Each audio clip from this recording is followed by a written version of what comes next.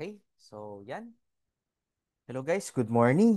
Strength of Materials 2 naman tayo. So sa Strength of Materials 2, ano yung mga topics natin? So first we have the thin walled pressure vessel and thermal deformation. And next we have the Poisson's ratio or yung Hooke's law. Okay, then i-discuss din natin yung helical springs. Okay, then last we have the shear and moment in beams. Okay, so start muna tayo dito sa thermal deformation and thin walled pressure vessel. Okay, so let's start na. So unahin muna natin yung thin walled pressure vessel. So meron tayong dalawang klase ng thin walled pressure vessel. So meron tayong pressure vessel na cylindrical, okay? Then next we have the spherical pressure vessel, okay, yung pangalawa. So sa cylindrical pressure vessel, meron tayong dalawang klase ng stress. We have the tangential, okay? So we have the tangential and the longitudinal stress. So yung tangential stress, yan po yung tinatawag nating hoop stress. Okay? Pagdating sa fluid mechanics, hoop stress po siya. Ano, or minsan tinatawag din siyang Gertz stress or circumferential stress. Okay? On the other hand, yung longitudinal stress, commonly referred din siya as axial stress. So ano yung pinagkaiba nitong dalawa? Okay? So para maintindihan natin yung formula. So hindi lang naman tayo diretso sa formula agad. Okay? So dapat ine-explain natin or dapat maintindihan natin yung principles or yung concept behind. Bakit tayo naka-arrive sa ganyang formula, right? Okay, so paano ba yan? So magdodraw muna tayo ng cylinder dito.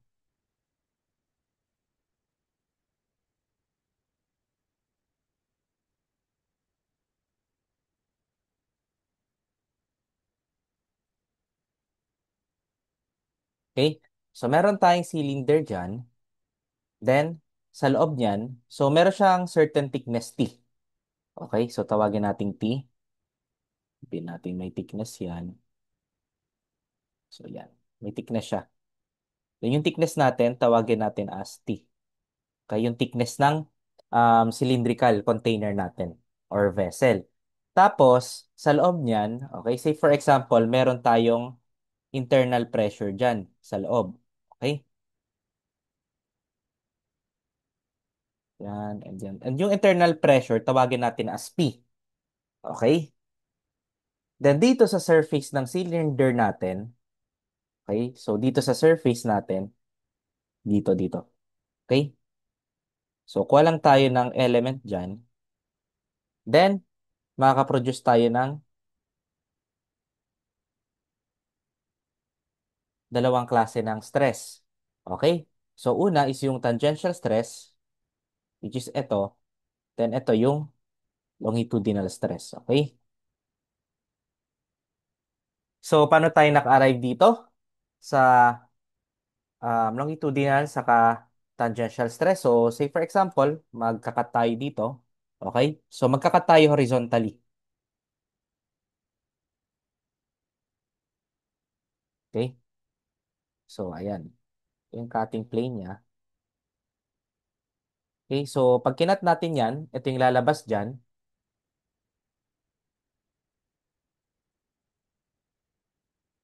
Wait lang. Ay, hindi pala naka-automatic shape. Okay.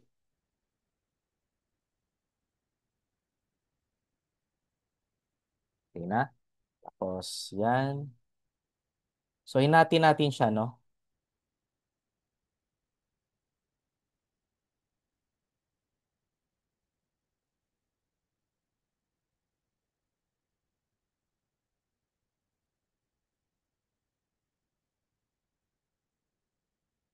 Okay?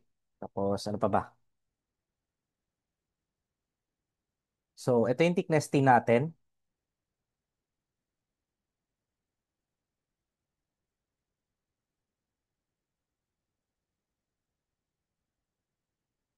Meron tayong thickness.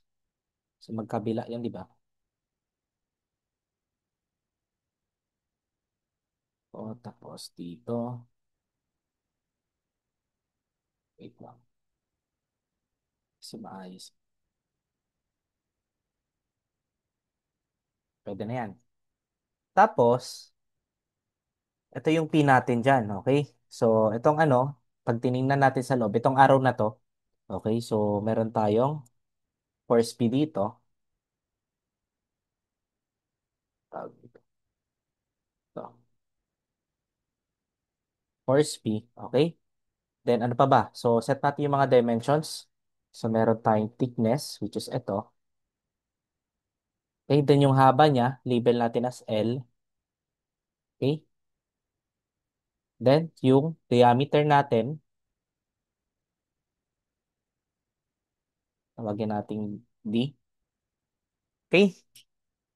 Then, due to force P, which acts downward, so syempre, ano, by equilibrium, meron dyan magre-resist na force. Okay? So, dito sa gilid, magkabilang gilid ng cylinder natin. Tawagin natin P. Okay? So, by equilibrium, we have P that is equal to 2T. Tama? Tapos ano pa? So, yung force P natin, okay, that is equal to the stress, okay? Yung stress dito, yung internal pressure dito sa loob, okay? Which is yan. Tama. So, that is equal to, P is equal to, ano? The pressure, okay? Multiplied by the area. Okay. So, since, okay, times the area. Okay po. Tapos, ano pa?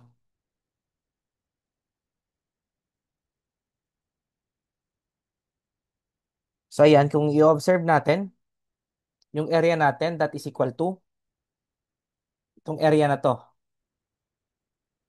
Okay, so that is equal to diameter times the length, di ba? So we have P is equal to uh, stress times dl. Okay, the next, yung T natin, that is equal to, okay, so hindi stress yung gamitin natin. So ang gawin natin, label natin as, wait lang, gawin natin yung symbol. Gawin natin F. So ito F. Okay, para hindi tayo malito. So we have F is equal to the internal pressure, which is ito, okay, times the area. Then we have F that is equal to P times the area natin that is equal to diameter times the length. Okay na. The next, for the T naman, okay, which acts upward, that is equal to the stress times the area nito. Okay? That is equal to stress. Ano yung area nitong T? So, itong part na to, okay? That is equal to length times the thickness.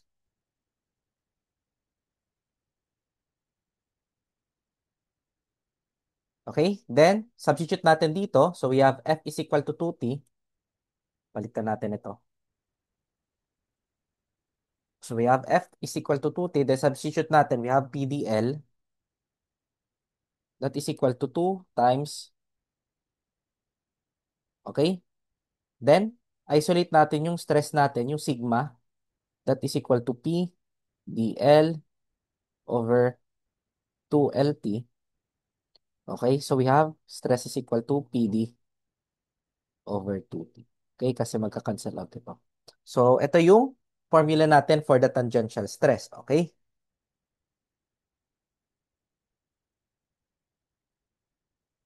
So, dyan galing yung formula natin. The next, we have the longitudinal stress. So, paano naman sa longitudinal stress? So, halimbawa, nag-cut tayo dito. Okay? So, ito naman yung cutting plane natin. Pa-vertical naman. So, ang mangyayari niyan, baba natin. So, ito yung cylinder.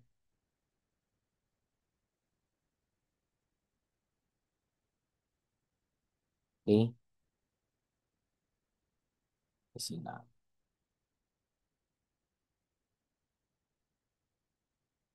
Tapos, meron siyang thickness dito.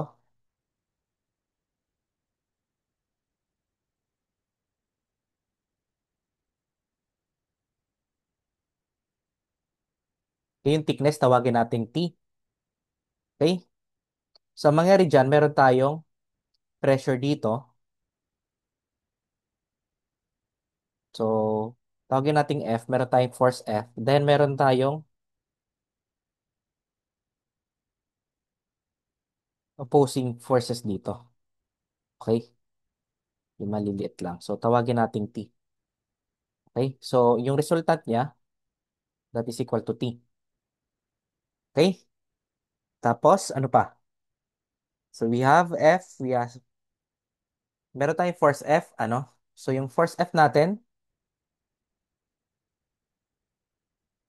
that is equal to the pressure, internal pressure natin, times the area. Okay? Where the area, yung area is ito po. Okay? That is equal to the area ng circle. So, we have pi over 4 times d squared. Nasali yung p natin. So, p times pi over 4 times d squared. Okay? Then, for the tension naman, okay, that is equal to stress, sigma, times yung area nito. Okay? Yung naka-shade na yan. That is equal to the circumference ng circle times the thickness. Okay, ano yung circumference ng circle natin? That is equal to pi dt. Okay? Times the thickness. Yung pi d yung circumference ng circle natin. Then, we have the equilibrium equation, F is equal to T. Okay? So, substitute natin yung mga values, PA or P times pi over 4 d squared. That is equal to sigma times pi dt. Then, isolate natin yung sigma. That is equal to P pi over 4 d squared over pi dt. Okay? Then solve for sigma. We have ilan? Cancel ito. Then ito, matitira yung isa. So we have PD over 40. Okay? So dyan galing yung formula natin for the longitudinal stress. Okay po? Then, how about sa spherical? Sa spherical na pressure vessel. So sa spherical ng pressure vessel, wait lang, baba pa natin.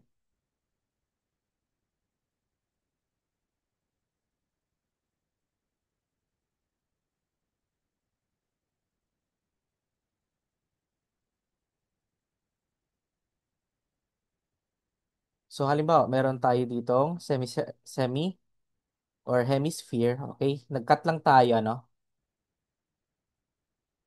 Kinat natin sa gitna yung bilog or yung sphere. Then meron siyang certain thickness T.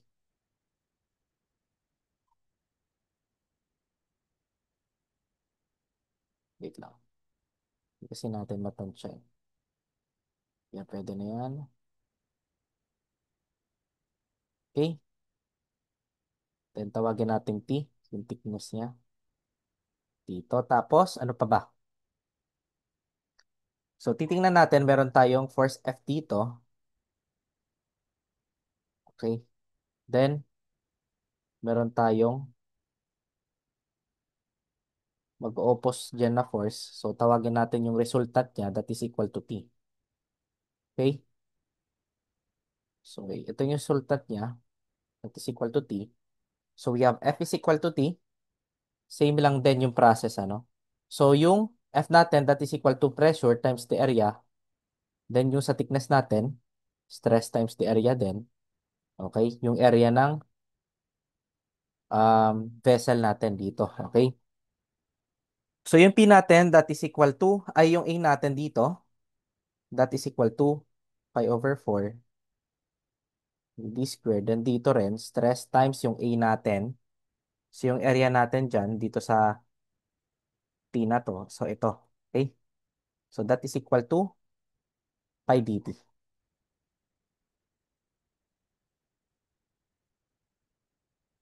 Okay? So, we have stress is equal to, isolate natin yan, 40 lang. Okay? So baka may magtanong sa inyo, ano, kung ano yung longitudinal ng spherical, okay, ng spherical pressure vessel. So, pagdating sa spherical pressure vessel, isa lang yung formula natin, which is ito lang. Okay? Unlike dito sa cylindrical, meron tayong dalawa kasi meron siyang tangential component then longitudinal component, which is na-explain ko na dito. Okay? So, sa spherical, isa lang yung stress yung meron tayo. So, we have the tangential stress. Okay? So, yan. Then, okay na tayo sa thin wall pressure vessel. Then next, we have the thermal deformation.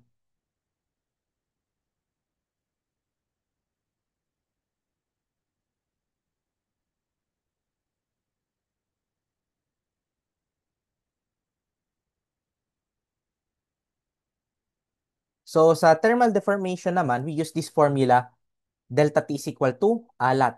Okay, yan yung mnemonics na ginagamit ko, alat. Or alpha times L times delta T. Okay, where delta T, yan po yung difference natin in temperature. So yung TF, yan po yung final temperature. Okay, then yung TI is yung given or yung previous temperature. Okay po, so isusubtract natin yan. Ano? So, ibig sabihin, kapag yung delta T natin is negative, okay, bumaba yung temperature. Okay po. Then, kapag positive yung delta T natin, ibig sabihin yan is tumaas yung temperature. Okay? Then, yung alpha natin, ito po yung tinatawag na coefficient of thermal expansion. Okay? Then, yung delta T natin, change in temperature. Okay. So, ano mangyayari sa isang object kapag tumaas yung delta T natin is positive. Okay? So, ang mangyari dyan is mag-e-expand. Okay? Yung material natin. So, ang mangyari is mag-e-elongate yan. Okay? On the other hand, kapag negative naman yung final temperature natin or bumaba yung final temperature natin, syempre malamig yan, lalamig, di ba? So, ang mangyari dun sa object is magko-contract siya. So, pagdating sa mga members, magkakaroon tayo ng shortening effect dyan. Okay? Ulitin ko, kapag, tawag dito, kapag nag-increase yung temperature, magle-lengthen yung member natin. And kapag lumamig, okay, mag-shorten or magko-contract yung member natin. Okay? Then, meron tayong mga case kasi dun sa mga problems natin involving thermal deformation, unyielding yung supports natin. So, ano ibig sabihin yan? So, for example, meron tayo ditong isang member, okay, tawagin nating AB, member AB, wherein both ends dyan is fully restrained. Ano ibig sabihin ng fully restrained? For example, yung magkabilang dulo niya, okay, is naka-fix. Okay, may fixed wall sa magkabilang dulo. So, ibig sabihin, pine-prevent or nire-restrict yung member AB na mag-yield. Okay, it's either mag-elongate or mag-shorten. Okay, so for unyielding supports, ang ginagawin natin na formula, so we have delta T, that is equal to delta P. Okay, bakit? Kasi for example, yung initial temperature natin is 20, then anong nangyari, tumaas siya ng 40 degrees. So, anong tendency niyan? As I said kanina, mag-elongate, di ba, yung member? So, magkakaroon yan is supposedly dapat mag-elongate yan by an amount delta T. Okay? So, papunta doon. Di ba? But due to this wall, okay, so ang mangyayari, hindi siya mag-elongate kasi nare-restrict or nare-restrain itong wall. So, ang mangyayari, mag-equate tayo dyan ng parang internal force, okay?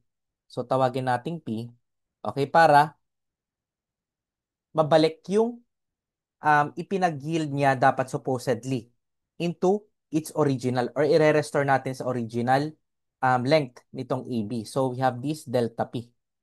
Okay, that's why kapag inequate natin yung delta T natin, yung deformation due to temperature is equate natin dun sa deformation due to the internal force dito. Okay, sa end nitong point B natin. Okay, that's why naka-arrive tayo dito sa formula na to. Okay, then kung matatanda natin yung delta T natin, that is equal to alpha L times delta T. Where yung L, yan po yung length. Okay, yung length nitong member. Okay, then yung delta P, kung matatandaan ninyo sa axial stress, Okay, that is equal to PL over AE. Okay, or we have the AL, alpha L delta T, that is equal to stress L over E. Then yung sigma natin, isolate natin, that is equal to alpha times the modulus of elasticity times delta T. So ito po yung tinatawag nating thermal stress. Okay? So ayan.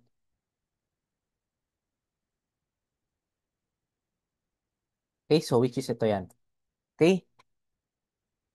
So, ayan.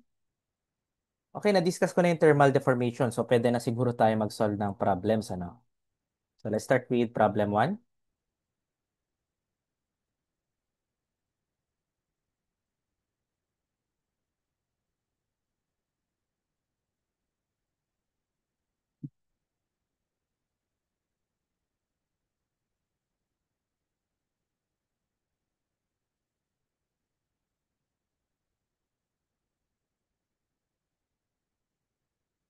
So sa problem 1, meron daw tayong liquid storage tank consisting of a vertical axis circular cylindrical shell closed at its lower end by a hemispherical shell shown in the figure.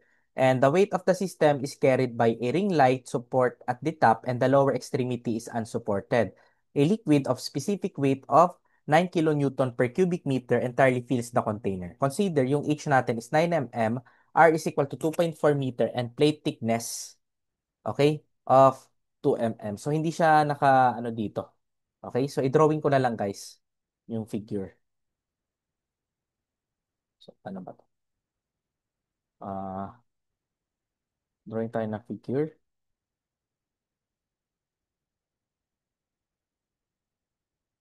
Tapos, sa baba, meron tayong, ito yung cylindrical shell. Then, meron tayong hemispherical shell sa baba. Okay? So, meron daw tayong given na, ano yung mga dimensions? Okay, yung specific weight daw, ano, so puno daw to ng liquid, okay? Having a specific weight of 9 kilonewton per cubic meter. Then ano pa? So we have H is equal to 9 meters yan, ano? So hindi yan 9 mm. So we have 9 meters.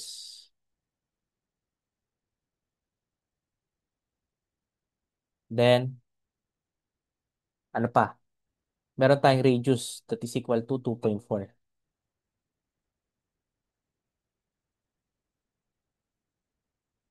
Radius ng hemisphere natin. Then yung thickness daw, that is equal to 2 mm. Then ano pa? So meron daw nakalagay dito, ano? So meron siya support at the top. Okay? So lagay natin na support dito sa magkabilang dulo. Okay? So ayan.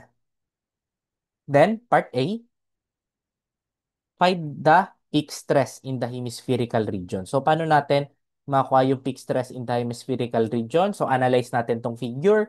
So, itong cylindrical, itong storage tank na to, puno siya ng liquid. Okay?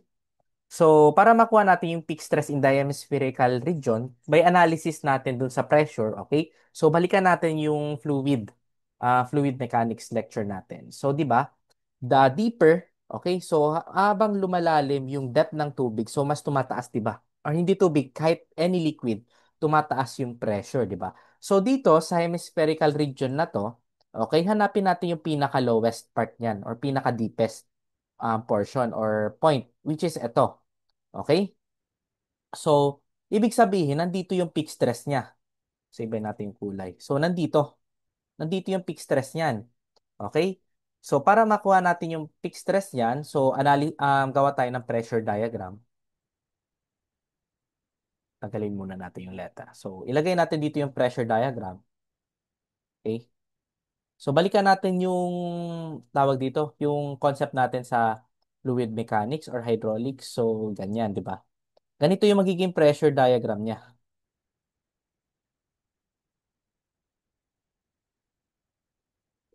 Wait lang, ayusin natin.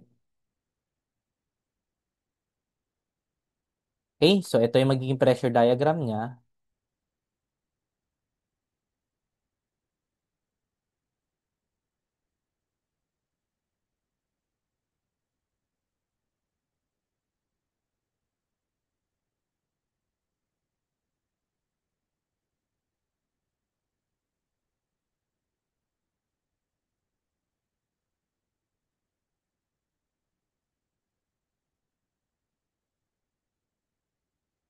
Okay, so ganyan. Okay, so kung titingnan natin, nandito yung may pinakamataas na pressure. Okay, and matatandaan natin sa hydraulics, so we have pressure that is equal to gamma times H. Okay, so ang hinanap dito sa part A, find the peak stress in hemispherical region. So paano natin kaya yan masosolve, guys? So una, ang gawin natin, solve natin itong P is equal to gamma H that is equal to, we have 9 kilonewton per cubic meter times yung H natin, we have 9 meters. Okay? We have P is equal to 81. Okay? We have 81 kPa. Then next, 81 kPa. So that is equal to, dapat naka megapascal tayo dito. That is equal to 81 times 10 raised to negative 3 MPa. Okay? The next, hanapin natin yung peak stress in the hemispherical region. So dito, so matatandaan natin, yung stress lang na available sa sphere is tangential, okay? And yung formula natin dyan, that is equal to T, sigma T is equal to PD over 40. So meron na tayong pressure, meron tayong diameter, dalawang 2.4, then meron tayong thickness, we have 2 mm. Okay, substitute na lang. So we have 0.081 or 81 times 10 raised to negative 3 times yung diameter natin, we have dalawang 2.4 meters ito, So, convert natin into millimeters. So, we have 4.8 meters yung diameter niya. So, in millimeters, we have 4,800 times, hindi, times over, 4 times yung thickness natin, we have 2 mm. Okay, then solve for sigma t. So, ito yung part A natin. Ilan ba yan? Compute nga natin, 81 times 10 raised to negative 3 times 4,800 over 4 times 2. So, we have 48.6 megapascal. Yan yung answer natin sa part A. Okay? The next part B naman tayo.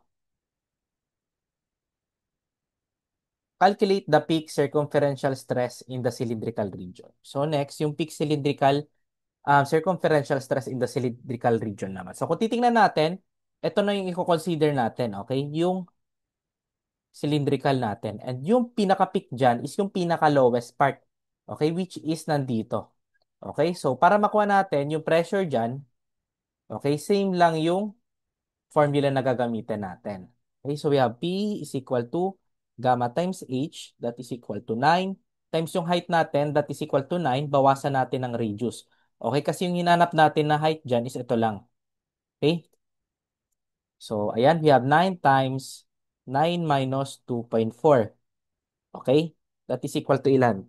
9 times 9 minus 2.4, that is equal to 59.4 kPa. That is equal to 59.4 times 10 raised to negative 3 Pascal. Okay? The next, solve natin yung circumferential stress. Okay? Or the tangential stress. That is equal to PD over 2T. Substitute natin yung value. So we have 59.4 times 10 raised to negative 3 megapascal. Okay? So mali tayo. Hindi siya pascal dito. Megapascal ito. So we have megapascal. Tapos yung diameter natin, we have 4,800. Dapat naka-mm yan. Over 2 times the thickness, we have 2 mm. That is equal to ilan? Paki-compute. 59.4 times 10 raised to negative 3 times 4,800 over 2 times 2. So we have 71.28 megapascal. And yan yung answer natin for part B. Next.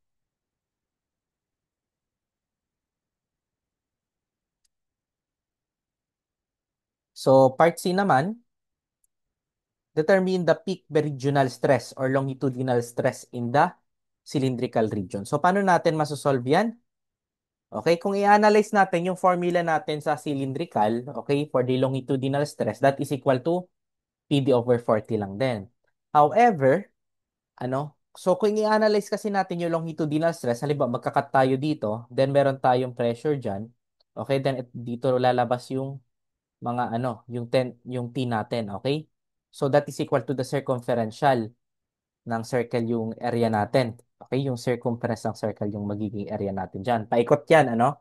Pero kung titingnan natin, meron kasi ditong hemisphere. Okay, so kapag ginamit natin itong formula na to, okay, for the longitudinal stress ng cylindrical region natin, so for the cylindrical region lang siya. Okay? Pero since kasi yung stress natin, may stress din tayo dito sa sphere natin, hemisphere pala. Okay? So kapag kinonsider lang natin itong formula na to, so yung mai-analyze lang niya is yung stress due to dito sa cylinder. Pero since may additional stress tayo dito, so hindi natin magagamit ito. Okay? So ano yung mga gamit natin sa part C? Okay? So sa part C, so we have stress is equal to force over area lang. So ano yung force na pwede nating magamit dito sa F? Okay? So dapat vertical yan, okay? Vertical force. So kung i-analyze natin yung mismong weight, di ba? Yung mismong weight ng liquid natin. So neglect natin yung weight ng container kasi wala namang given na weight ng self-weight dito sa problem na to. Okay? So yung weight lang ng liquid, that is equal to weight ng liquid over A. So meron naman pa tayong weight ng liquid? Wala. Pero meron tayong unit weight. So para makuha natin yung weight ng liquid natin, so we have this formula, weight is equal to gamma times the volume. Where volume, yan po yung volume nitong mismong storage tank natin. Okay, that is equal to 9 kilonewton per cubic meter times yung volume muna natin ng cylinder, we have pi times radius squared natin, 2.4. So we have 2.4 squared times the height, that is equal to 9 minus 2.4, di ba? That is equal to 9 minus 2.4. So yung height nito, okay, that is equal to 6.6, right? So we have 6.6, then plus yung volume nitong hemisphere. So yung volume ng sphere, we have 4/3 pi r cube. Yung hemisphere, that is equal to 2/3 times pi times yung radius natin, 2.4 cube. Okay, then solving for the weight, we have ilan? So we have 9 times pi times 2.4 squared times 6.6 plus 2/3 ng pi times 2.4 cube. So we have 1335.45 kilonewton. Okay?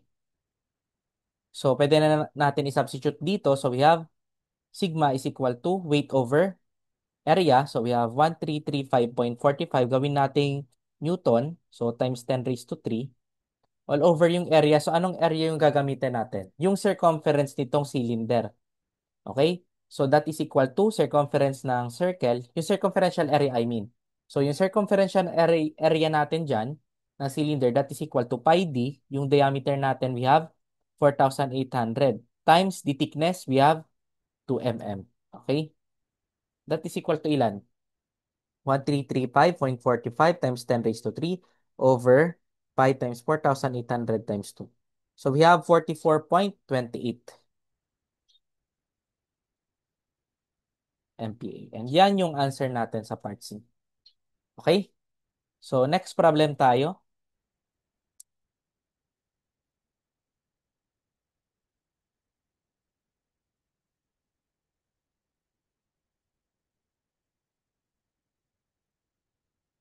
Baba natin.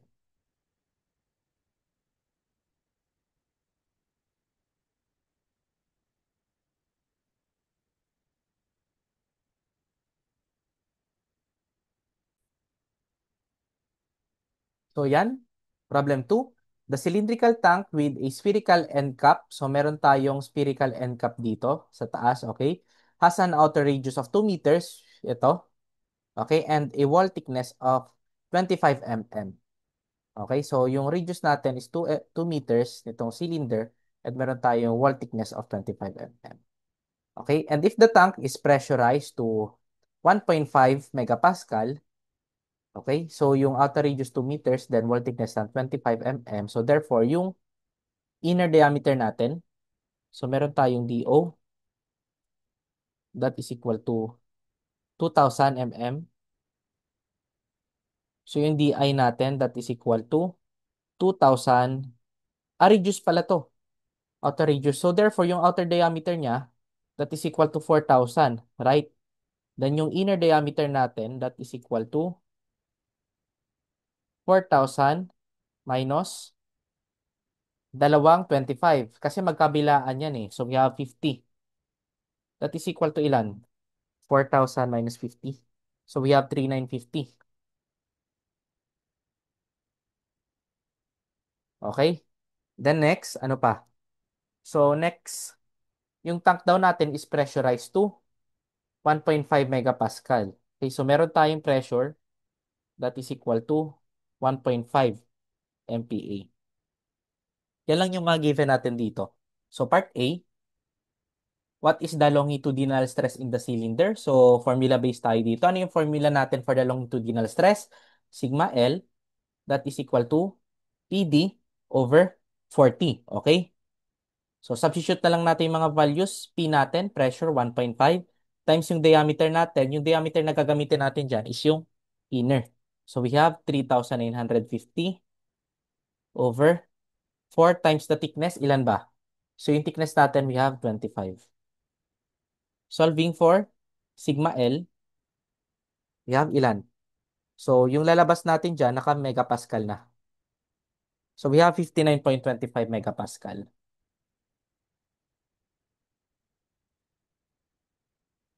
The next part B. So we have circumferential stress. So we have sigma T that is equal to PDI over 2T.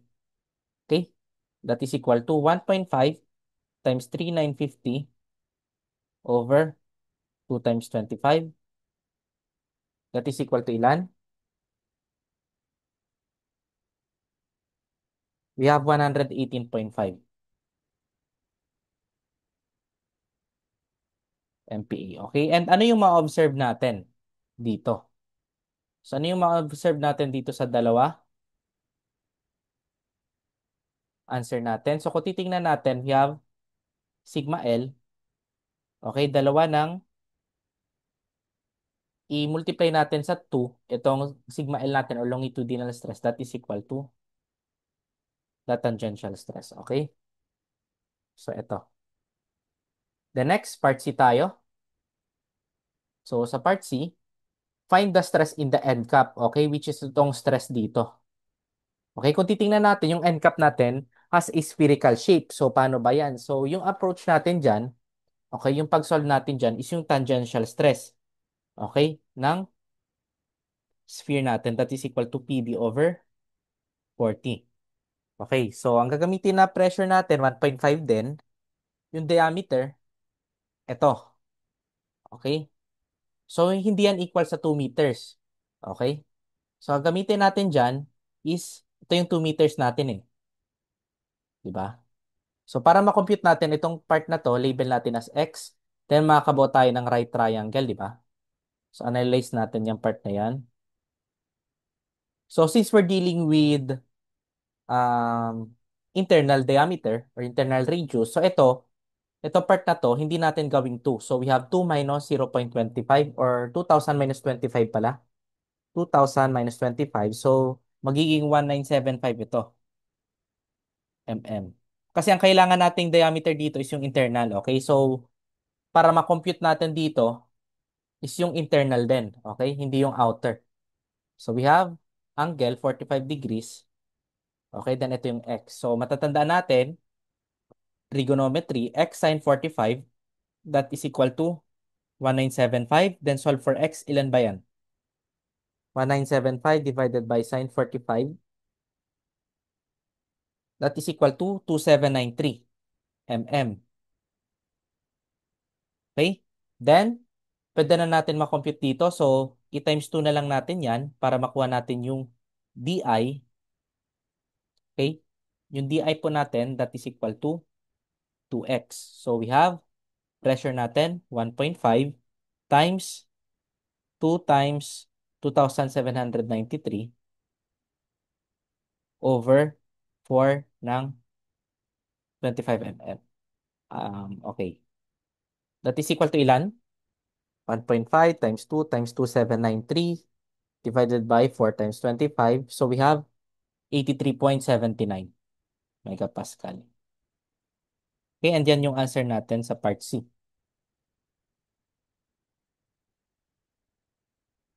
Okay, next tayo.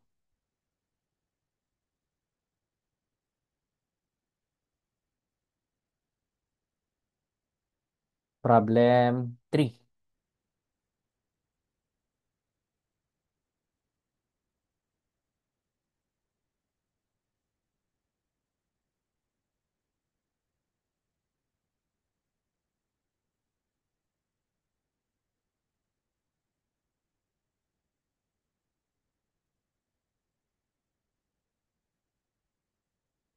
So, ayan. Wait lang. Okay, problem 3 tayo. So, meron tayong spherical gas tank dito that is made up of steel. Okay? Then we have E is equal to 29 times 10 raised to 6 psi. Then yung Poisson's ratio natin is equal to 0.3. And the inner radius of the tank is 20 feet and its wall thickness is 1.0 inches. So, sabi daw, sa part A, if the working stress of the steel is 9,000 psi, determine the maximum safe pressure of the tank. Then, compute din natin yung corresponding change in the volume of the tank. Okay? So, paano natin isosolve yan? So yan, ano ba tawag dito? Lagay muna natin yung mga given. So meron tayong E. So spherical gas tank to ano? 29 times 10 raised to 6 psi. Then meron tayong Poisson that is equal to 0.3. Then meron tayong inner radius ng tank. So yung RI natin is equal to 20 feet. So gawin natin diameter. That is equal to times 2 nito. So we have 40 feet. Then yung wall thickness natin, that is equal to 1.0. Okay? Then sa part A, kapag yung working stress natin, so we have sigma W that is equal to 9,000 psi. Okay, determine the maximum safe pressure of the tank. So, paano natin masosolve yan? So, tatandaan natin, um, tawag dito sa pagdating sa sphere, tangential stress tayo. So, we have sigma is equal to PD over 40. Okay? Then, instead of sigma lang, so sigma W, yan na po yan. Substitute natin dito. So, anong unit nito? Pounds per square inch. So, pagdating sa force, dapat naka-pounds. Then, pagdating sa length, we have inches. So, yung P natin, so ito yung hinahanap dito, yung maximum safe pressure. Then, yung D natin, we have 40 feet. So, times 12 natin para maging inches.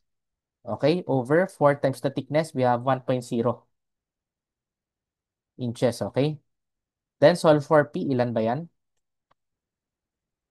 So, 9,000 times 4 over 40 times 12. So, we have 75 PSI. Okay, and dyan yung answer natin for part A. How about sa part B?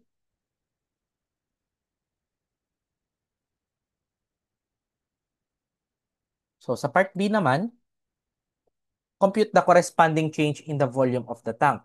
So, paano natin yan masosolve yung change in volume natin? So, gawin natin, ano? So, meron naman tayong given na Poisson's ratio. So, hindi ko pa kasi nadidiscuss yung pagdating sa Hooke's law. Okay? Pero sa sunod na topics natin, madidiscuss natin yan. Pero ilagay ko na yung mga formulas natin. Okay? Para di tayo mahirapan. So, yung uniaxial.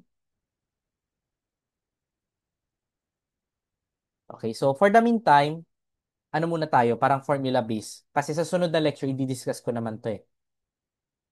Okay? So, ito for uniaxial.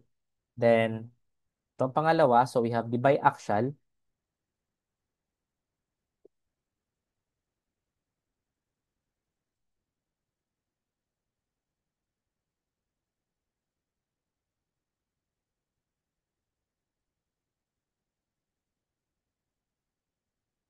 Then, ito yung sa triaxial natin.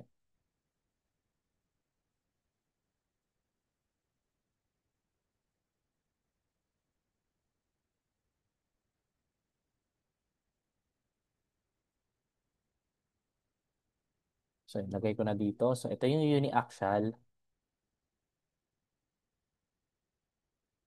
Ito yung biaxial natin na strain. Okay, under biaxial loading. Then, ito for triaxial. Okay? So, ayan. So, para makuha natin yung change in the volume of the tank, dapat makuha natin yung strain. Okay? So, we have strain. Kung titingnan natin dito sa sa sphere na to, so, mapa X, mapa Y axis natin, mapa Z axis yan. Okay? Same lang yung strain dyan. Kasi, ano siya? Ano bang tawag dito? So, sa all sides, same lang yung dimensions niya. So, yung dimension natin na ginagamit dyan is radius lang. Okay? So, magbago lang yung, kahit magbago yung x-axis, proportional siya dun sa change natin sa y-axis and z-axis. Kasi bilog nga yan eh. Okay? So, yan. So, we have sa part B, so gagamitin natin na strain is yung biaxial. Okay? So, we have 1 over E is equal to delta x. So, pili lang tayong isa dyan. So, we have v times delta y. And kung titingnan natin, since sphere ito, bilog ito, so makaka-conclude tayo na yung stress natin about x, same lang yan. Okay? So, kasi di ba isa lang yung formula natin na ginagamit? So, halimbawa, ito, kuha tayo lang element dyan. So, yung stress natin dito, same lang sa stress natin dito. Okay? So, yan yung tinatawag nating tangential stress. So, therefore, magiging isa lang ito. So, ito, sigma x na to, ito na po yung magiging working stress natin. Okay? That is equal to the working stress. So, therefore, we have strain is equal to 1 over E times ito minus V. Okay, then isolate natin yan. So, we have, hindi, i-simplify natin. So, we have sigma W over E is equal to 1 minus V. So, meron tayong sigma W, meron tayong E, meron tayong V. So, pwede na natin makuha yung strain. Okay, nitong circle. So, that is equal to 9,000 times 29 times 10 raised to 6 over 1 minus 0.3. That is equal to ilan? 9,000 over 29 times 10 raised to 6 times 1 minus 0.3. We have 2.172 times 10 raised to negative 4. Okay, and yung string natin, pakakatanda natin is unitless yan, okay? So, babaan pa natin. Then next, kung matatandaan ninyo, yung strain natin, that is equal to deformation, di ba? So, yung epsilon natin, or ito, pareho lang yan. So, that is equal to deformation over original length. So, pagdating sa case ng sphere na to, that is yung deformation natin sa radius over yung original ni radius natin. So, solve natin ito. So, meron naman kasi tayong given na radius, di ba? So, we have 2.172 times 10 raised to negative 4. That is equal to change in radius over yung radius natin na initial. So, tawagin natin Ri. That is equal to Ri natin. We have, ilan ba yun? So, 20 feet, di ba? So, kasi ito Di natin. So, we have 20. So, therefore, yung delta R natin, yung pinagbago ng radius natin, that is equal to, we have 2.172 times 10 raised to negative 4 is equal to R over 20. Then solve for R. So, we have 4.3. Okay? Tama ba? 2.172 times 10 raised to negative 4 times 20 over 20. Multiply pala natin sa 12 kasi dapat naka-inches siya. Okay? So, we have 20 times 12. Okay? Times 12. So, we have, ilan ba? Value ng delta R natin. So, we have 0.05213 inches. Okay? Then, solve natin yung R final natin. That is equal to R initial minus delta R. That is equal to um, 20 times 12 minus 0.05213. That is equal to ilan? In inches, so we have 20 times 12 minus 0.05213. So we have 239.95 inches. Okay? The next, ang hinanap dito sa problem is yung change in volume. So para makuha natin yung change in volume, so we have change in volume that is equal to VF minus VI. Okay? So yung VF natin, that is equal to 239.95. Okay, so we have 239 point, wait lang. Okay, so we have 239.95.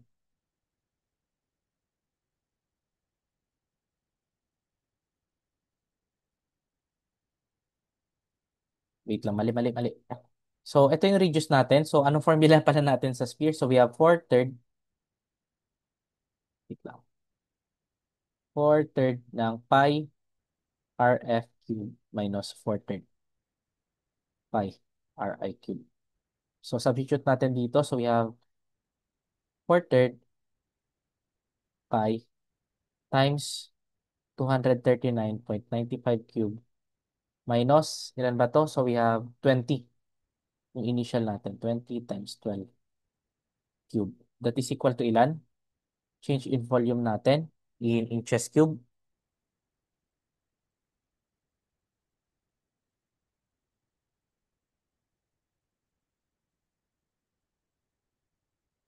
So we have ilan? 0 point, wait lang.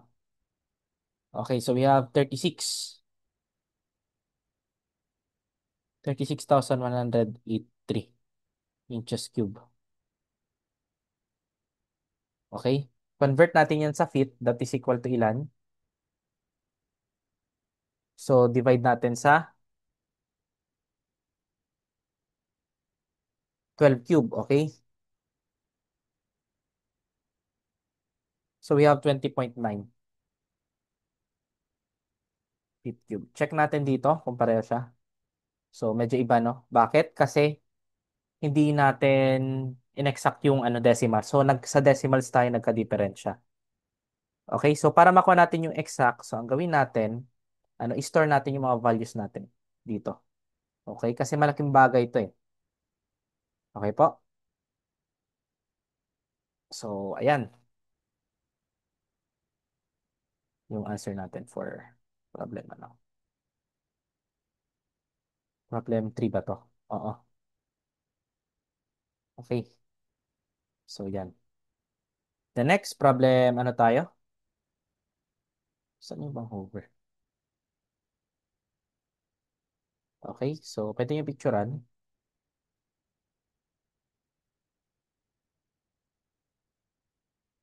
Problem, ano tayo? Problem 4.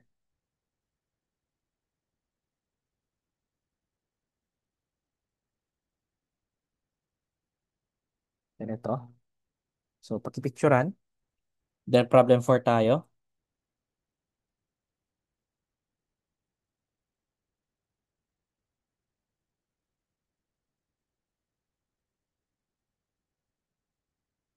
Okay na?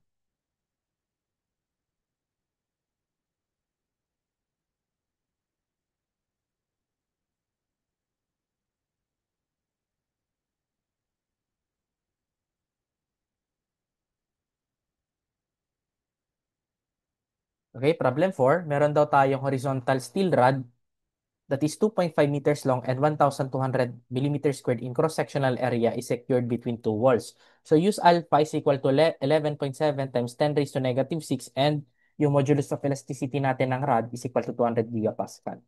So part A, if the rod is stress-free at 20 degrees Celsius, compute the stress when the temperature has dropped to negative 20 degrees Celsius assuming the walls do not move. Then From A, compute the stress when the temperature has dropped to negative 20 degrees Celsius, assuming the walls move together at distance delta is equal to 0.05 millimeters. So how are we going to solve that problem? So part A muna. Okay, part A muna tayo. So sa part A, okay, yung walls hindi na move, pero i-draw muna natin yung figure. So meron tayong rad dyan. Okay, so ito yung rad natin.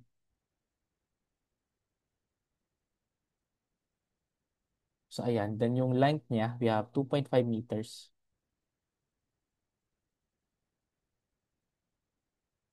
That is equal to 2.5 meters. Then yung area now, that is equal to 1,200 mm squared. Ano pa?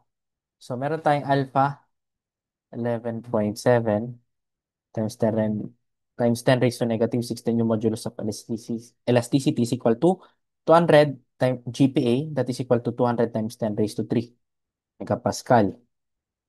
Okay?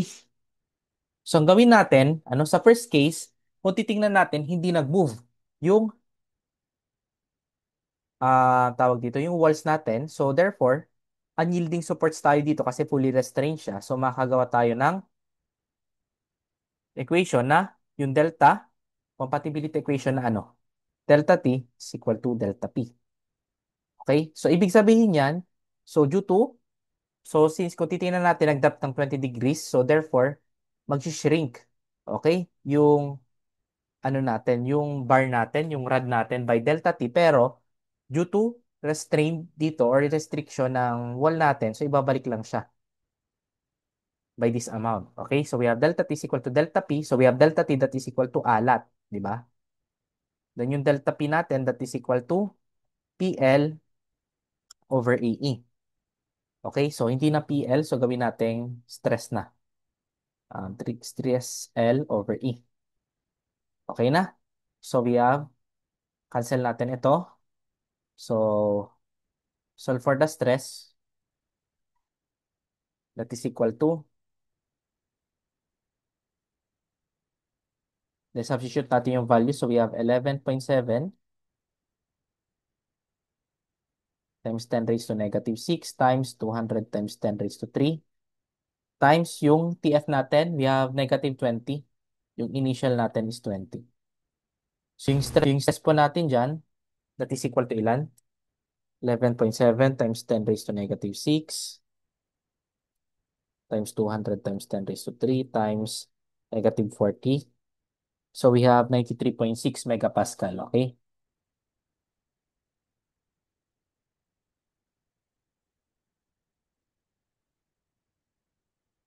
Okay, so yan yung answer natin sa problem A. How about sa problem B? So sa problem B, anong nangyari? Nag-move na. Okay, yung um, walls natin at i-distance 0.05. So mas naging malapit siya. To illustrate that, draw tayo. Itabi natin ito. Hindi, hindi. Yan. Tapos, gawin natin. Initially, ganito, di ba? Initially, ganito. Yung ano natin. Then meron tayong haba that is equal to 2.5.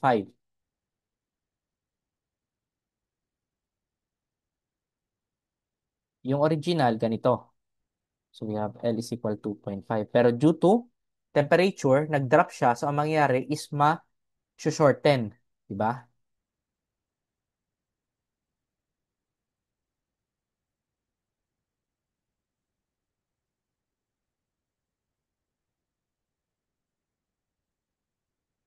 Pareho natin dito. Okay? So ganito na siya. Kasi natin.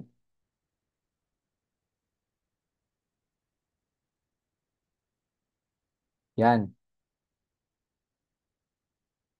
So anong nangyari? Nag-shorten siya due to temperature by how much that is equal to delta T. Okay? Then, ayan, kung i-drawing pa natin siya, so mag-elongate yan. Kasi strain pa rin siya eh. Fully restrained pa rin siya eh. Di ba? sadyang lumapit lang yung wall natin by how much? So, lumapit siya by point ilan? 0.05. Okay, so ito, yung remaining natin dito, i-restore yan, that is equal to delta P. Okay? So we have this relationship, yung delta T natin, that is equal to delta P plus 0.05. Okay? Then yung delta T natin, so same lang, alat, that is equal to stress L over E plus 0.05. Then substitute natin yung mga values. So we have 11.7 times 10 raised to negative 6 times 2.5 meters pa. Gawin natin 2,500 times yung delta T natin, that is equal to 40. Okay, yung negative 40. So we have negative 40 is equal to stress times 2,500 over yung E natin, 200 times 10 raised to 3 plus 0.05. Then solve for the stress.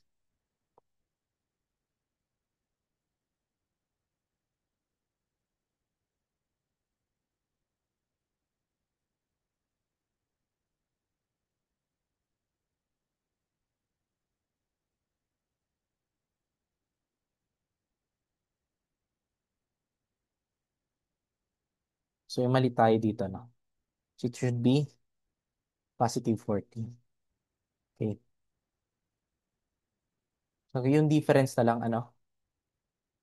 Absolute difference. Kasi pag ito, 40 din yung ginamit natin, change in temperature pala.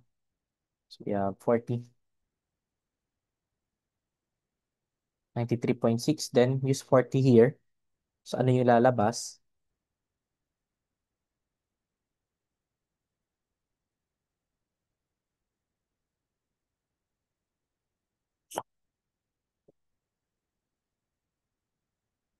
So ilan ba? 200 times 10. Wait lang ah. 200 times 10 raised to, tama, 0.05. Stress, L natin, 25, 200 times 10 raised to 3 megapascal. Check muna natin. Baka may nakaligtaan tayo. 11.7 times 10 raised to negative 6. 0.05. Tama naman, di ba? So we have delta T, delta P over compute for, wait lang ha, ulitin natin.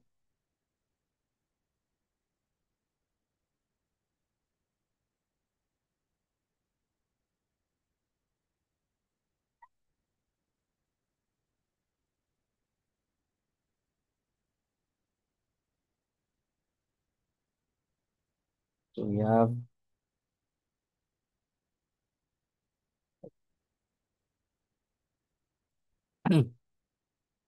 wait lang. So, ayan, may mali pala tayo dito. So hindi siya 0.05. Same din yung makuha nating answer. So pag ginamit natin 0.05, nasa 89 ata yun. So ito pala, 0.5 yan. Okay, uh, 0.5 mm. So palitan natin ito. 0.5 is 0.5 mm. So ito 0.5 is 0.5 plus 0.5. So makukuha nating sigma that is equal to 53.6 megapascal. Okay?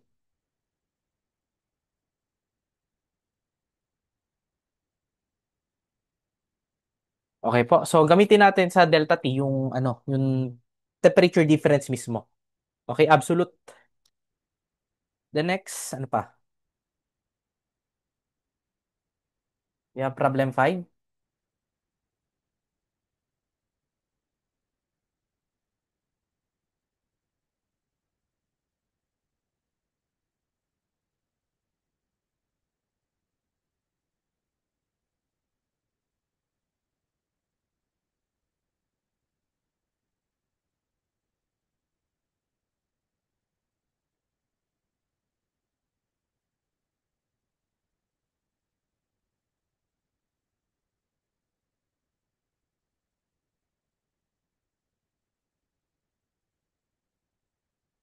So yan, problem 5 tayo. So meron daw tayong rod composed of three segments as shown. So may mga kulang tayo ditong data. Hindi ko na ilagay. So meron tayong P1 dyan. Ito yung P1 natin. Then nandito yung P2. Okay. So P1 and P2 is equal to 50 kilonewtons and the walls yield 0.3 mm. Okay, when the temperature drops 50 degrees Celsius. So, ang nangyari, nag-shorten yung rod natin dito. Okay? Due to 50 degrees Celsius na drop. Okay, then A, compute the stress of bronze. Part B, compute the stress of aluminum. Then part C, compute the stress of steel. Okay, so paano natin isosolve yan? So una, analyze muna natin. Okay, meron tayong P1, P2, di natin alam yung mga internal stresses dito sa bronze, aluminum, and steel. Then meron tayong dalawang stresses dyan, dalawang uri ng stresses. Yung first is yung stress due to the applied loads P1 and P2. Then second one, yung stress natin due to the temperature change. Okay? So sa lahat ng yan, yung walls natin nag-yield sa 0.3 mm due to these two stresses. Okay? So paano natin isosolve? So una, magkakat tayo ng segment dito. Okay? So tawagin natin section AA, then dito naman section BB, then dito section CC. Then may mga kulang pa tayo dito na data. Okay, ano pa yung mga kulang natin? So yung mga um, yung thermal coefficient natin, yung alpha. So lagay ko isa-isa. Saan ba yun? Wait lang. Nakasulat yung data. Nanap ko lang yung given na alpha natin. So yung alpha natin for the bronze, that is equal to ano ba to? So we have 18.9 times 10 raised to 6. Then for the alpha ng aluminum, that is equal to, ilan ba? 23 times 10 raised to negative 6.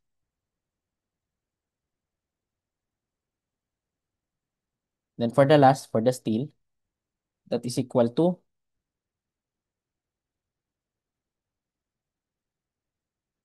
11.7 raised to negative 6. Okay na? So gawin natin, cut muna sa segment. So analyze muna natin yung stress sa member due to applied load muna. Okay?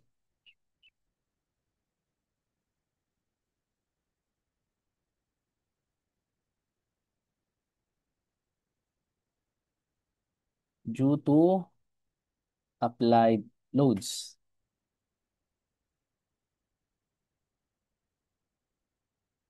Okay, so anong gawin natin? Section AA.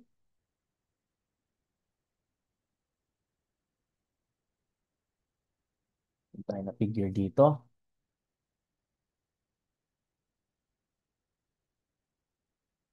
So assume natin na papunta rito yung direction ng tawag dito. Yung P at A natin. Then, ito yan So ito yung kino-consider natin. So para ma-equate yan, to maintain equilibrium, so meron tayo ditong force ng bronze. Okay. So we have PA is equal to BBR. The next, at section BB naman,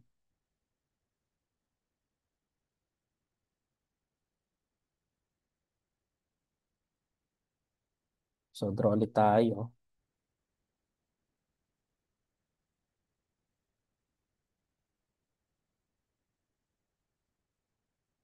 Okay, pwede na yan. Tapos, meron tayong mga loads dito. Ito yung PA. Ito yung 50 kilonewton. Okay, then dito yung P. Um, aluminum natin. So we have P aluminum that is equal to PA plus 50 kilonewton. Okay? Then section CC natin.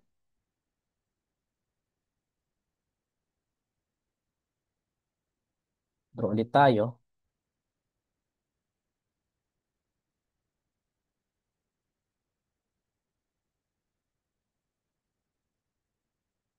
Isin-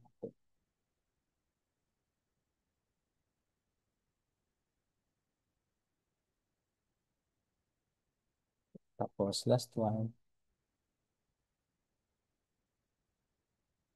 Yan, pwede na yan. So, meron tayong P1, ay PA pala, sorry. So, we have PA,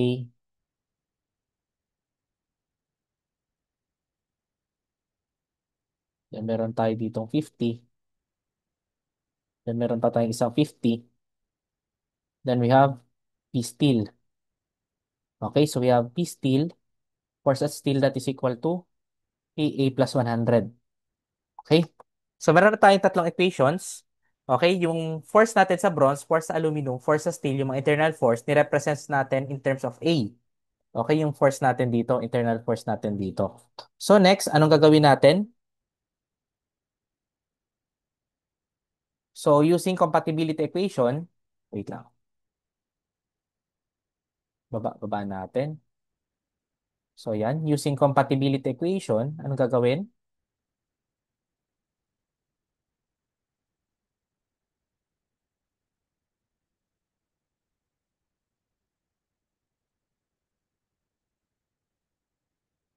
So using compatibility equation, ano kung titingnan natin, okay?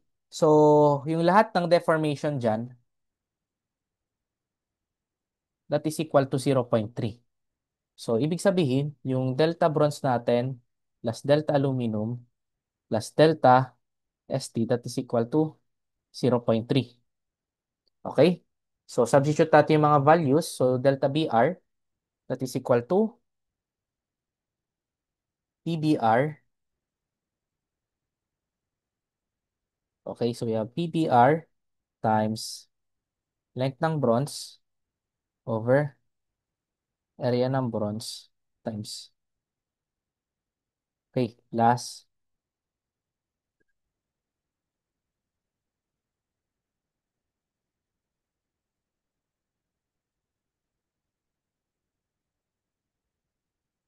Wait lang.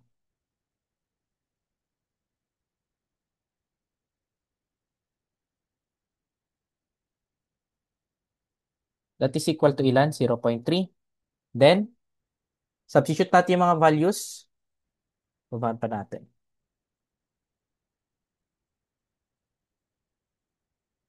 So, for the PBR, that is equal to PA, express natin yan in terms of PA. Then, yung length ng BR natin, we have 800 mm. So, ito, gawin natin in terms of kilonewton. So, magta-times 3 tayo, times 10 raised to 3. Okay? Times 800 over yung area ng bronze natin, given dito. So, we have 2,400 times yung modulus of elasticity, we have 83 times 10 raised to 3 megapascal. Okay? The next, yung P aluminum natin, that is equal to PA plus 50. So we have PA plus 50. Pero since naka-kilonewton yan, convert natin into newton. So magta-times 10 raised to 3 tayo dyan. Then yung length natin, saan ba yung length natin?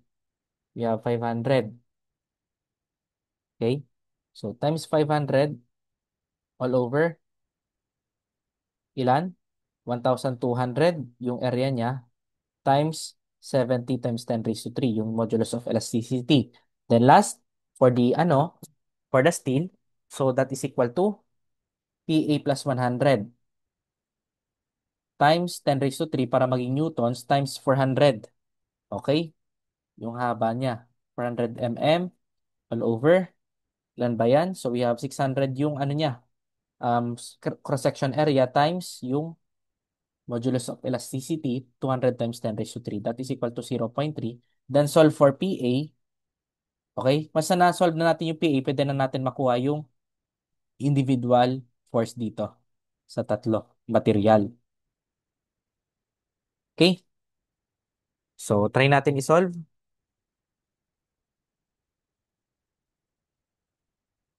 So, ang gawin ninyo para mas madali, ano? So, yung diniscuss ko last lecture. So, solve natin ito, then store natin yan sa A, okay? So, halimbawa, ito, store natin sa A. Then, ito, store natin po ito sa B. Then, last, ito, store natin po yan sa C. Okay? So, unahin natin, 10 cube, 10 cube times 800 over 2,400 times 83 times 10 raised to 3. Okay? Then, store natin sa A. Then, next, 500 times 10 raised to 3 over 1,200 times 70 times 10 raised to 3. Store po natin yan sa B. Then last, we have 400 times 10 raised to 3 over 600 times 200 times 10 raised to 3. Then store po natin yan sa C. Okay, next, copy natin. So we have x times A plus x plus 50 times B plus x plus 100 times C. Equate natin sa 0.3. Then solve for x natin or yung PA. Ilan ba yung mga compute natin dyan?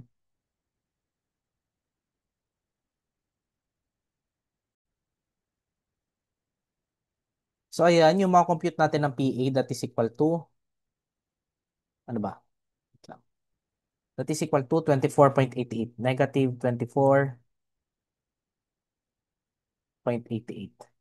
Okay? Kilonewton. Then yung PBR natin, mga compute na natin. So ito, negative 24.88. Then yung PA1 natin, that is equal to, so we have 50 minus 24.88. 25.12 kay kilonewton. Kilonewton. Then yung sa steel natin, that is equal to 100 minus 25.12, that is equal to 74.88 kilonewton. Okay na? Then next solve natin yung stresses. Okay? So yung stresses dyan due to the applied loads. So tawagin natin BR, sigma BR for the bronze, that is equal to PBR over ABR. That is equal to negative 24.88 times 10 raised to 3 over area niya. So we have 2,400. That is equal to ilan?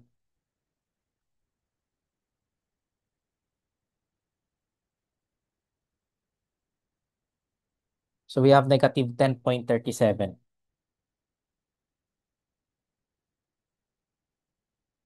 The next, delta aluminum, that is equal to P aluminum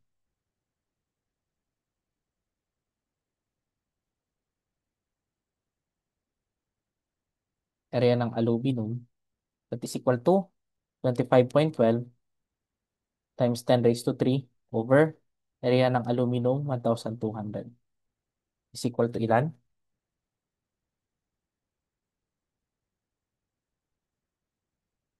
20.93 megapascal. Okay. Then next, for the stress at steel naman, that is equal to 74. Okay, so ito, is steel over area ng steel. So we have 74.88 over yung area niya times 10 raised to 3 pala. Over yung area, so we have 600. Ilan ba yan? So we have 124.8 megapascal. Okay, so ito po yung mga computed stresses natin due to applied load. So how about dun sa temperature? So sa temperature, baba natin.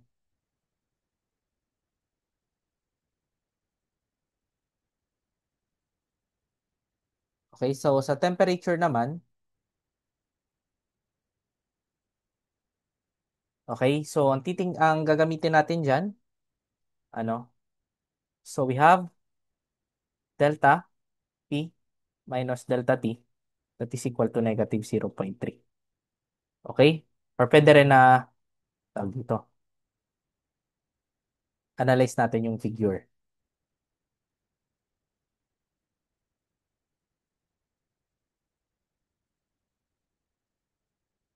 So, bakit pa meron pa tayong delta P dyan?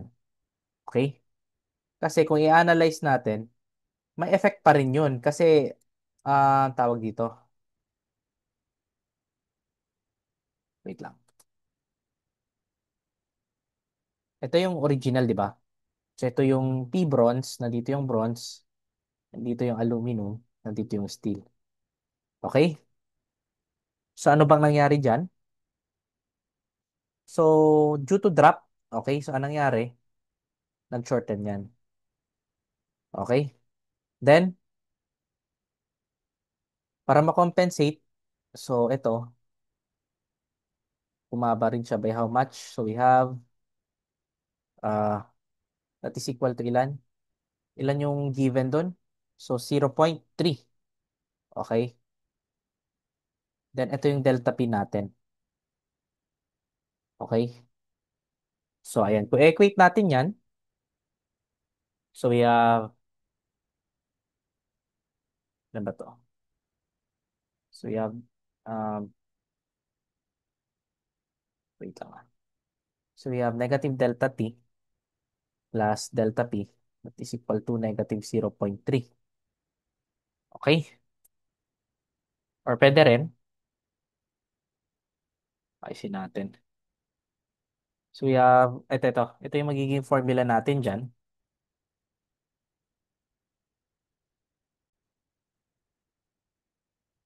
Or pwede rin, ito yung gamitin natin.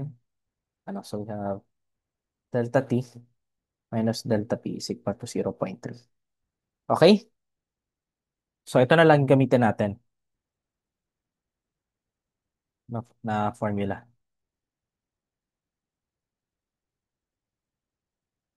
So, baba natin ito.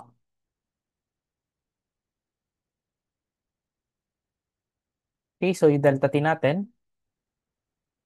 So, ito yung total deformation natin. So, we have delta ng bronze due to T. Okay, so paano ba yan? Idirekta na lang natin. Okay? So, for the bronze, we have, hindi. Mas okay kung maano natin. Bronze T plus aluminum due to temperature plus for the steel due to temperature minus yung delta P natin ng bronze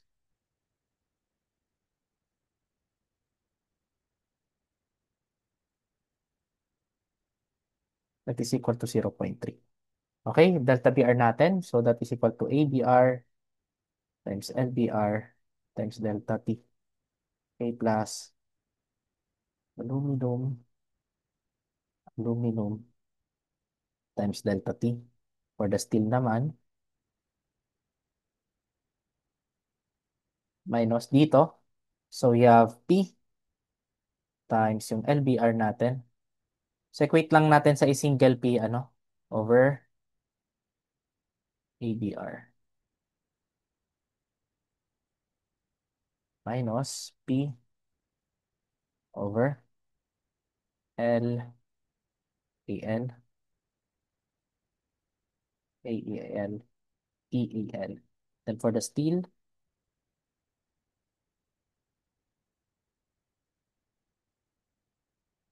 that is equal to 0.3. Then substitute natin yung mga values. So for the alpha ng bronze, we have 18.9 times 10 raised to negative 6. Then yung length ng bronze natin, ilan ba yun? 800. So we have 800 times 50. Okay? Plus, for the aluminum naman, we have ilan? 23. So we have 23 times 10 raised to negative 6. We have 23 times 10 raised to negative 6. Times yung length natin ng aluminum, we have 500 times 50. Okay? Then, for the steel naman, so yung delta T natin, absolute value, okay? Yun yung gamitin natin. So we have 400 ito 11.7 times 10 raised to negative 6. Then 400 dito. Then 50. Okay? Then for the load naman, that is equal to, sa bronze muna tayo. So we have negative P times yung length ng bronze. So we have 800. So dapat naka-newtons tayo. So times 10 raised to 3 over yung area ng bronze, 2,400 times 83 times 10 raised to 3. 10 minus P times, ilan ba to? So we have 500 times 10 raised to 3 over yung area natin. So we have 1,200 times yung modulus of elasticity. Then for the last steel, that is equal to 400 times 10 raised to 3 over 600 times 200 times 10 raised to 3. So that is equal to 0.3. So ito, pag pinagsum mo to, that is equal to 1.565. Okay? Minus, ito, that is equal to ilan? Yung sum nito, ito yan, that is equal to ilan? So we have 0.0133. 133, okay, that is equal to 0.3. Then solve for P.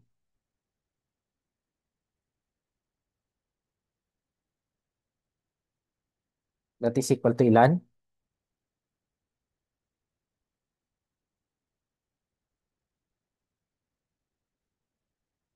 So we have 95.11.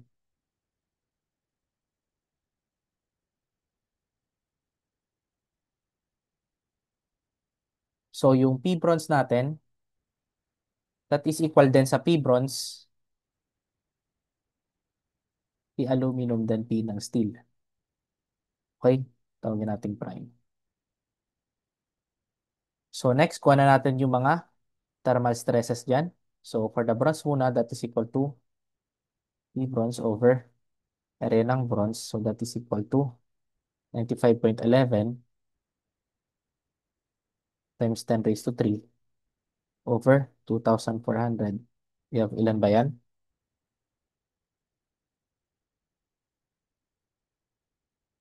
39.63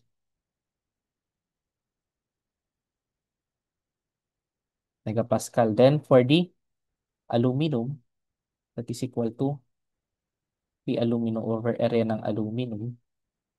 That is equal to 95.11 times 10 raised to 3 over, ilan ba yon? So we have 1,200. That is equal to ilan?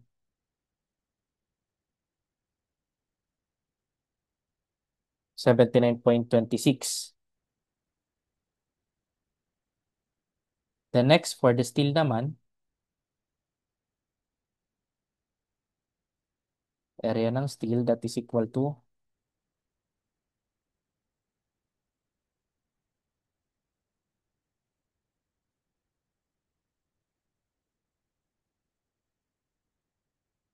we have 158.52. Okay? Next, para makuha natin yung total stress. Okay? Next step, compute the total stress. So, i-add natin yung thermal stress sa stresses due to the applied load.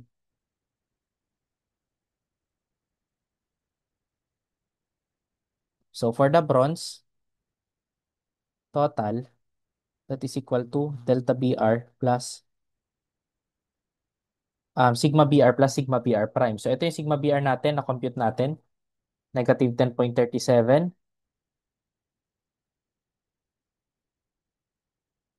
plus 39.63, that is equal to ilan?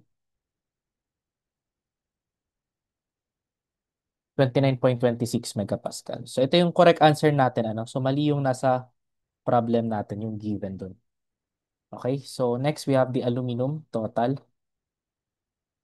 That is equal to delta aluminum plus. Okay, solve natin. So, ilan ba yun? 20.93 plus 79.26. That is equal to ilan? So, we have 100.19. Then last, for the steel naman,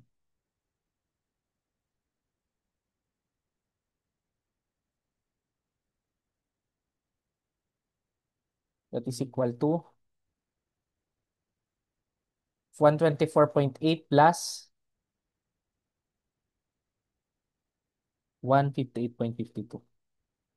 Equal to ilan yan?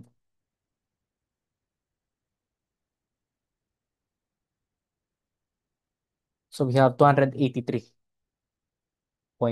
megapascal. And yan yung computed total stress natin.